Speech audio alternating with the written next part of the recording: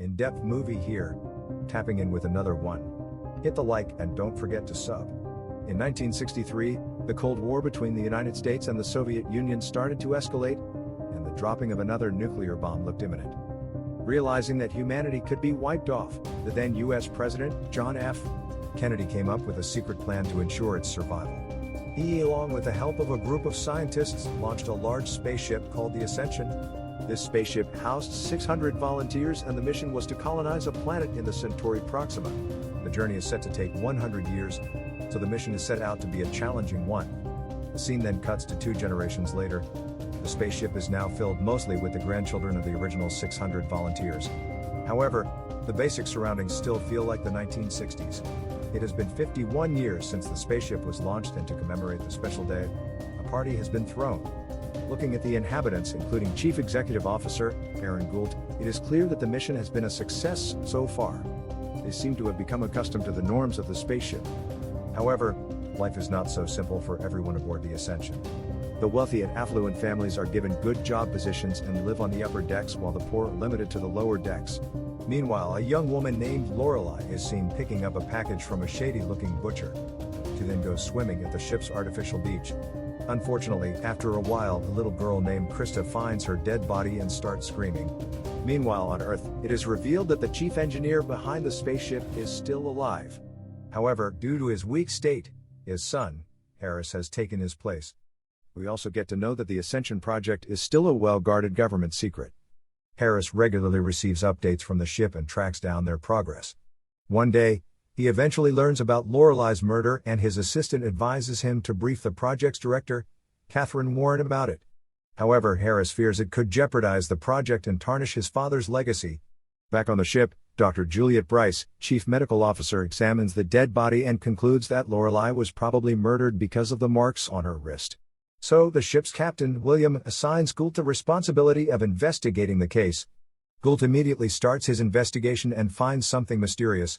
Because there are no cameras inside the beach, he checked the ones outside.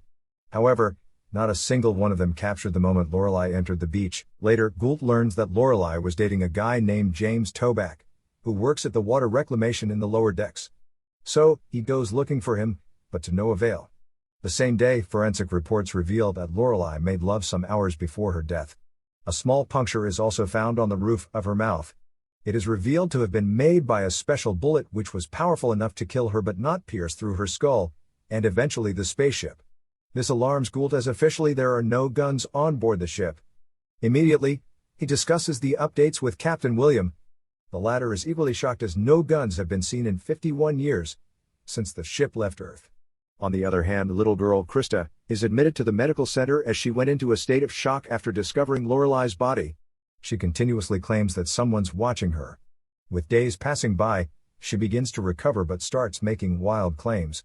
Krista alleges that there's no life in space, so they should return back to Earth. She also alleges that Lorelei was afraid of someone because of something she had found out. It appears as if the girl can see things that others can't. Gould eventually apprehends James Toback and forces him for answers. The latter admits that he was with Lorelei on the day she died. However, she abruptly left after they got into an argument. Toback also reveals that he didn't make love with Lorelei before her death. After the revelation, Gould takes him to the beach and the two start looking for clues. Suddenly, they stumble upon a secret passage, which was apparently used by Lorelei on her death day. This explains why the CCTV cameras outside didn't spot her. In the next scene, Gould and fellow officer Duke, who also happens to be Lorelei's brother-in-law, inspect the alternate beach entrance. It is a dark alley, but they ultimately locate the spot where she was murdered. As the two continue searching, they also find a book with maps of the water filtration system and nav computer blueprints. It turns out the nav computer crashed a month ago, and the water filtration system also went offline a week ago. This clearly proves that they were sabotaged. Captain Williams suspects that the saboteurs want to force the ship back to Earth. Duke and his men then perform a raid of the lower decks. There, the butcher from earlier, Stokes, opposes the raid and instigates a fight. However, before someone gets killed, an alert starts going off, which reveals that the ship is heading towards a massive radiation storm. Because of this, radiation protocols are put into immediate effect and everyone is ordered to take shelter in their pods. Unfortunately, the captain learns that the blast shields that are supposed to protect the crew from radiation are jammed. So, a repair team is immediately assembled, which consists of Gould and an electrician from the lower decks. Thanks to their team effort, the door is eventually closed. Before departing, the electrician confides to Gould that he saw Stokes giving Lorelei a gun before she was murdered. At the same time, Dr. Juliet puts little Krista to bed and leaves her seahorse necklace on the dresser to calm her down, claiming that it will guard her. However, after a while, when the spaceship enters the radiation zone, and all the people get inside their radiation pods, Krista sees a strange man in a suit walking in her room. After the ship safely passes through the storm and everyone is cleared to come out, Gould and Duke again raid Stokes' slaughterhouse. They eventually locate a gun and take Stokes into custody. Later, the butcher is interrogated, but he keeps claiming that he's being set up because he's from the lower deck and an easy scapegoat. Meanwhile, Dr. Juliet looks for her necklace and Krista tells her that someone took it during the storm. One day, before Lorelei's funeral, little Krista approaches Gould and hands him an army medal. She tells him that it was given to Lorelei by her boyfriend. This stuns Gould as the medal belongs to Captain William. Meanwhile, the door to Stokes' prison cell automatically opens. He is puzzled and scared for his life, so he nervously walks out and retrieves the gun from earlier. After the funeral ends, Gould confronts the captain for answers. William admits that he was fooling around with Lorelei but also promises that he didn't kill her. Just then, Stokes shows up, holding a girl hostage. He again claims that he's being set up and demands to be taken before the council. Out of nowhere, the airlock opens automatically and Gould lunges at Stokes, freeing the girl. The captain swiftly takes her to safety and locks the door as Stokes and Gould continue fighting. After a bit of back and forth, Stokes is sucked out into space. But surprisingly, instead of freezing in an instant, he lands on an inflated mattress, after which a group of people apprehend him. Here we get to know that the whole project is a mere simulation. A test of the long-term viability of an intergenerational space flight. The people on board the spaceship are completely oblivious of it, as they still believe that they have been sent on an important mission. Back on Earth, the director Warren somehow finds out about the latest developments on the ship. Enraged, she storms into the mission control and warns Harris against hiding things. Harris claims that Stokes is the killer and now he has been evicted from the ship. However, Director Warren isn't convinced and she sends a consultant named Samantha Kruger to watch over the project, much to the dismay of Harris. The scene then cuts to an unknown man seen setting up a bomb in a cobalt generator somewhere in the ship. After a while, it blows up near the Terra Lab. Harris and Kruger are taken aback by the explosion and they quickly rush inside the facility where the giant spaceship has been parked. Fortunately, no casualties are reported and the injured are taken to the medical center. Meanwhile, Captain William and others inspect the ground zero and find no future graffiti on the wall, confirming that it was a deliberate explosion. But instead of announcing the news to everyone, the captain lies that it was an accidental methane gas explosion. He does this so that no one can point fingers at his governance. The explosion also puts Harris on defense mode and he tells Kruger that setbacks are to be expected on projects of this scale. However, Kruger is not satisfied and she demands access to surveillance footage. Elsewhere, Gould goes to the lower decks to meet a man named Dwight, who is responsible for handling cobalt generators. He inquires about the blast, but Dwight panics and attacks him before running away. Despite this, Gould continues his investigation and learns that the explosion on Deck 23 that killed his parents 20 years ago was also caused by a cobalt generator. He hypothesizes that Dwight must have learned it from someone who could be connected to Lorelei's murder. Gould is sure that Stokes didn't kill Lorelei because he didn't even know how to use the gun when he tried to shoot him. Shortly after, when Gould goes to check Deck 23, Harris and his assistant go into panic mode. It turns out because of the explosion, the other side of Deck 23 isn't airtight anymore and the crew inside can hear noises coming from outside. This poses a risk of exposing the truth about the project. As Harris and others maintain pin-drop silence, Gould locates Dwight and a fight ensues. During the tussle, the latter somehow manages to get away and start a bomb's timer. This alarms Harris and he orders everyone to evacuate the place immediately. Fortunately, Gould manages to defuse the bomb but Dwight dies in the process. Kruger blames the death on Harris and in his defense, he explains that he doesn't intervene because the aim of the project isn't to protect the crew but to learn from them. However, Harris is proved to be lying when he's seen gifting Dr. Juliet's seahorse necklace to his wife. This indicates that he was the one who entered Krista's room and stole the necklace. At the same time, Kruger starts conducting research of her own and learns that several scientists involved in the Ascension project were found dead, and many went missing in the 1960s. Meanwhile, at the ship, everyone is preparing to get their regular shots. When it's Krista's turn, she backs away as she has visions of someone tampering with the inoculations. Hence, to encourage her, the librarian takes the shot instead. However, as soon as she does so, she collapses on the ground, much to everyone's horror. This further infuriates Kruger and she demands answers. Harris explains that they were merely inoculations meant to strengthen the immune system, which has been weakened by artificial light, recycled air and repetitive diets. The librarian apparently collapsed because she took the medicine that was meant for Krista. He then reveals that Krista is 16 hours overdue for her shot and worries that she may suffer from violent convulsions if doesn't take it. So Harris tries to trick her into eating the medicine by adding it in her milk. However, the little girl senses something unusual and dumps the milk on the floor, hence foiling his plan. Meanwhile, Kruger decides to meet Eva, author of a website that has kept track of all the scientists from the 1960s that died or went missing. During their meeting, Eva alleges that the government used President Kennedy's charity as a cover to abduct children from their parents for the project.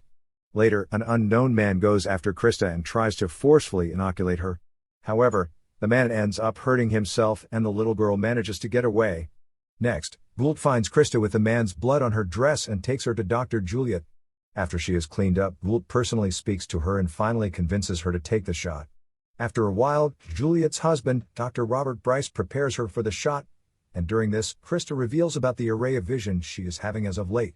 Some of them are falling off the Twin Tower, a war in the desert that never ends, and drowning in an ocean. She also claims that she saw Dr. Bryce in the maintenance tunnel where Lorelei was killed. Hearing this, the doctor becomes enraged, so he gags her and forcefully inoculates her. Meanwhile, Harris and his assistant Carrillo are stunned by Krista having accurate visions about events that have actually happened on Earth, like the 9/11 attacks. Carrillo comments that Krista is what the project has been working towards. Dr. Bryce gets a match on the blood sample from Krista's dress and learns that it belongs to his wife's apprentice, Mesmer. However, later Mesmer is found dead in his room. Kruger also completes her investigation and concludes that Harris has someone inside the ship who plants guns for him and stages radiation storms. Meanwhile, Gould searches Mesmer's quarter but doesn't find anything that links him to the saboteurs. He concludes that Mesmer killed himself out of guilt for failing to inoculate Krista. The scene then cuts to the final day of Ostara, a festival where the winners of the birth lottery are announced. Since the ship's human population must always remain constant, they are only allowed to procreate when one of the passengers passes away. Recently, 3 people have passed away, so interested couples will submit their profiles and the birth computer will select 3 couples, taking into account their chances of producing a healthy offspring. Soon, the names are announced. Among the winners are Officer Duke and his wife. Meanwhile, Krista notices a woman outside her quarters, so she wanders out following her. The woman leads the girl to the party and she is revealed to be none other than the ghost of Lorelei. Just then, someone starts playing a video of Captain William having coitus with her and everyone in the room gasps while Krista starts screaming uncontrollably. From the control room, Harris watches everything go down. He rolls back the footage and notes that Krista started reacting before the coitus tape even started playing. It seems as if the little girl has the power of seeing the future. Harris is amazed and he calls it morphic resonance. Apparently, his father had predicted that it would take 3 generations for someone on the ship to develop morphic resonance. On the other hand, Kruger pretends to be interested in the fertility lottery and uses it to steal the keys to Stokes' cell. It's revealed that the couples who procreate without the fertility computer's blessing are ostracized by the crew and they are moved to the lower decks with their children being labeled unclaimed. Later, Kruger submits a report highly critical of Harris and this prompts director Warren to show up again. As Harris argues with Warren, Kruger sneaks to Stokes' cell but the latter attacks her and holds her hostage. As he drags her away, he finally discovers the truth about the Ascension. This stuns Stokes and he starts having a mental breakdown. However, Kruger calms him down and asserts that they must escape before they are spotted and killed. She also claims that she wants to help him, because the whole project is unethical. When they reach outside, Stokes breaks into tears but Kruger encourages him to collect himself. Soon, they are approached by a guard and they team up to neutralize him. Kruger gets injured in the process and Stokes goes to a nearby store and fetches medical supplies at gunpoint. Afterwards, the two drive to a motel. In the next scene, Warren and Harris learn about the escape, so the former calls an armed contingent from the TC Group, a billion-dollar conglomerate.